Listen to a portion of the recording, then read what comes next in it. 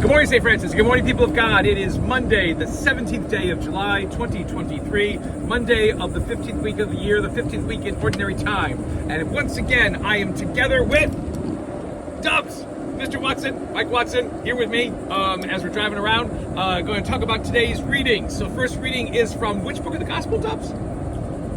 First reading in the Bible from Genesis. The first reading today. The first book of the Bible. Yes, first book of the Bible is Genesis. Quite well. But today it is Exodus. In Exodus we leave finally Egypt. Genesis. Not yet.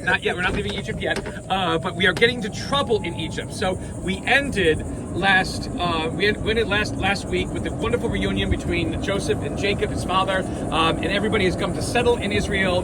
But now another Pharaoh, who did not know anything about Joseph or the settlement of the Israelites in Egypt or whatever it is, has come to the throne. Was he a true Egyptian, Dubs? No, because we've already gone over this. Yes, we have. We were getting good preparation, wasn't it? He was a member of either the Hittite or the Hyksos tribe of people, migrating people who come in, take over Egypt, and establish another pharaonic leadership. Migrating people. Wandering peoples. They call them migrating peoples. That's what they do. Barbarian invaders. Well, no, migrating peoples.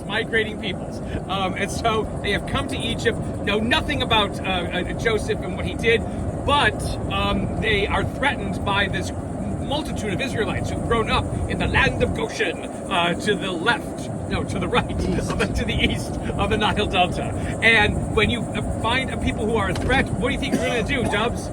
Kill them all. Yes, exactly. And so kill them. They weren't wandering people. The Hyksos were. The Hyksos were wandering people who established themselves in Egypt finally, but again, they knew nothing of Joseph and the history, and they're there erroneously, and so now the Israelites are under attack, and so what has happened is a couple of things. So they enslaved them, but then there is a prophecy that a Messiah is going to arise, who's going to free them from slavery, and so they decide to kill the firstborn children. A terrible, awful thing to do.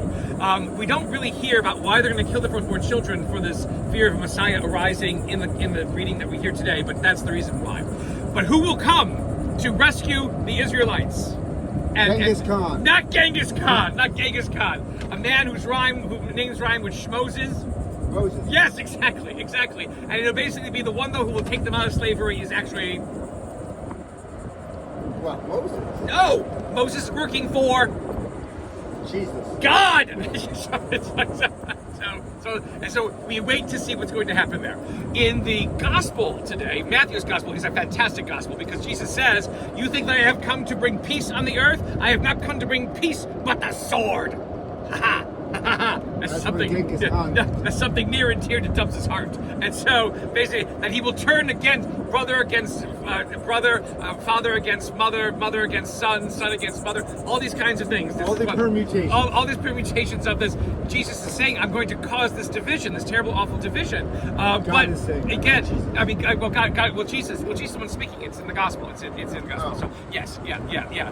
But again, buddies who are buddies can withstand all of this, always. And so, but Jesus says, again, if you welcome the prophet as the prophet is due, if you welcome the one who is my messenger, again, you will understand all of these things, and you will be enriched, by the word that I speak to you. I want to tell you just for the length of this. No, again, this isn't long. This is kind of short.